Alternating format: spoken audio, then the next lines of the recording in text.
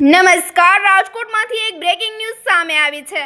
ભારત એ અને દક્ષિણ આફ્રિકા એ ટીમ વચ્ચેની 3 વન-ડે મેચોની શ્રેણી 13 નવેમ્બરથી રાજકોટમાં શરૂ થવાની છે। સૌરાષ્ટ્ર ક્રિકેટ એસોસિએશન દ્વારા તમામ તૈયારીઓ પૂર્ણ કરી દેવામાં આવી છે। કાલાવડ રોડ પર આવેલી સયાજી હોટેલમાં બંને ટીમો આગામી 10 દિવસ રોકાણ કરશે। રાજકોટમાં મેચો સાથે ખેલાડીઓ શહેરની મહેમાનગતિનો પણ આનંદ માણશે। મહત્વનું એ છે કે શ્રેણીમાં ભારત એ ટીમની આગેવાની તિલક વર્મા કરશે। ટીમમાં અભિષેક શર્મા, ઈશાન કિશન, ઋતુરાજસિંહ ગાયકવાડ, અર્શદીપસિંહ જેવા મુખ્ય ખેલાડીઓ સમાવેશ થયો છે। રાજકોટ ક્રિકેટ પ્રેમીઓ માટે શ્રેણી ઉત્સાહજનક બનવાની આશા વ્યક્ત કરી રહી છે। વધુ સમાચાર માટે જોતા રહો આરપી ગુજરાત ન્યૂઝ રાજકોટ।